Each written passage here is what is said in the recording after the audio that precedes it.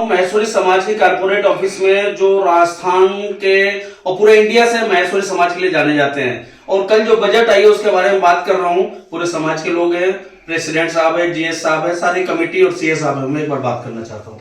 जी sir, बताएं please. Sir, budget 2026 अपने आप में बहुत ही यूनिक बजट था।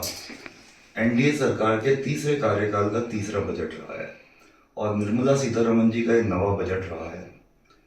अगर हम इस बजट की डिटेलिंग के अंदर जाते हैं तो कैपिटल एक्सपेंडिचर हिंदुस्तान का बढ़ने वाला है। कैपिटल एक्सपेंडिचर का बढ़ने का मतलब होता है कि इंफ्रास्ट्रक्चर के अंदर पैसा जाने वाला है। और इस बजट को हम शॉर्ट टर्म मायनों के अंदर नहीं देखें, इसको अगर हम लॉन्ग टर्म के हिसाब से देखते हैं, हम शेयर मार्केट के रिफ्लेक्शन को बजट का रिफ्लेक्शन नहीं माने, तो धीरे धीरे इसका रिफ्लेक्शन हमें सामने आ जाएगा। 2 महीने का इंतजार कीजिए। और जहां तक कुछ चीजें हैं, आज जो भी एनआरआई हैं जिनकी फॉरेन चीज रह गई डिस्क्लोज करना, तो उसके ऊपर बड़ी भारी पेनल्टीज और इस तरह के काफी लिटिगेशंस थे।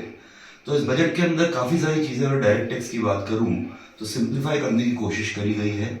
और ये किया गया है कि भाई अगर ऐसा कुछ गलती रह भी गई तो एक प्रोसीजरल फॉल्ट है, उसको आप रेक्टिफाई कर सकते हैं। इनकम टैक्स में कहा जाता है कि इकोनॉमिक ऑफेंस भी हो जाता है, कई जगह रिग्रेस पनिशमेंट का भी एक प्रावधान होता है, जिसके अंदर कहते हैं कि साहब आपको परिश्रम के साथ कारावास दिया जाएगा। उन सब चीजों को सिंप्लीफाई करते हुए उस शब्द को सिंपल इम्प्रिजनमेंट से कन्वर्ट कर दिया गया है।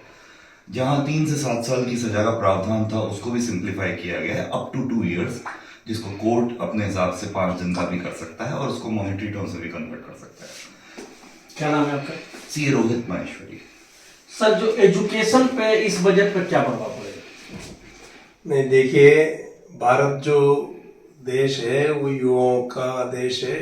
हमारे यहाँ जो यूथ है उसके लिए इस बजट में जो प्रोविजंस हैं वो प्रोविजन डेफिनेटली हमारे इंफ्रास्ट्रक्चर के साथ साथ हमारे बिजनेसेस को ग्रो करेंगे। और आने वाले टाइम में जो यूथ अपना काम कोई भी स्टार्टअप करना चाहते हैं उसमें बेनिफिशियल होंगे।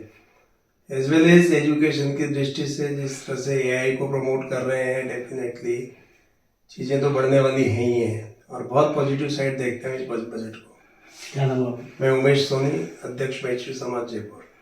सर, जो यूजीसी पे अभी प्रोटोकॉल चल रहा है, पूरे लोग की यूजीसी का विरोध कर, उसके लिए आप क्या करना चाह रहे हैं?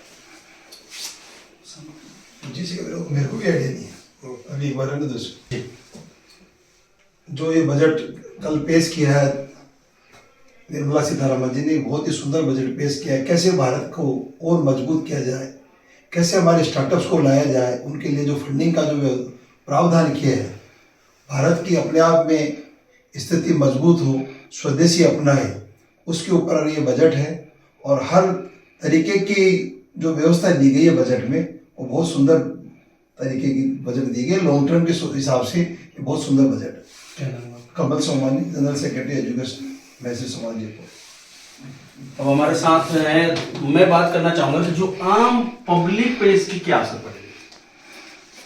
देखिए, बजट जो भी इस बार सामने आया है उसमें बेसिकली मैन्युफैक्चरिंग सेक्टर और कैपेक्स पे जो इन्वेस्टमेंट बढ़ाया गया है, डायरेक्ट फायदा उसका एम्प्लॉयमेंट पे पड़ने वाला है। जो बेरोजगारी की स्थिति जो खराब होती जा रही थी भारत में, उसको जैसे कैपेक्स के कारण या मैन्युफैक्चरिंग में जो फायदे दिए गए हैं उससे इंडस्ट्रीज लगेंगी नहीं, तो बेरोजगारी की स्थिति में सुधार होगा। इसके अलावा स्किल डेवलपमेंट के लिए कई घोषणाएं की गई है, डाटा सेंटर और क्लाउड सर्विसेज के लिए कई घोषणाएं की गई है। तो प्रत्यक्ष और अप्रत्यक्ष रूप से काफी सारा एम्प्लॉयमेंट जनरेट होने वाला है।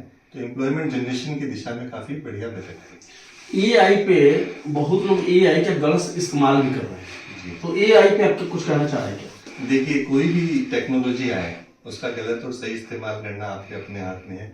जब से मोबाइल आया है तो मोबाइल के अपने यूजेज हैं, उसको आप सही तरीके से इस्तेमाल करेंगे तो ये पावर है, और गलत तरीके से इस्तेमाल करेंगे तो वो एक आपके लिए अभिशाप भी है। तो सेम वो हर चीज़ के लिए यही मतलब लागू होता है कि आप बेहतर तरीके से चीज़ों को यूज़ करें, कंट्रोल करें और पॉजिटिव वे में चीज़ों को यूज़ करें, तो ये आपके लिए फायदेमंद है। क्या नाम है? मेरा नाम निर्मल दरगढ़ है, I am vice chairman ECMS।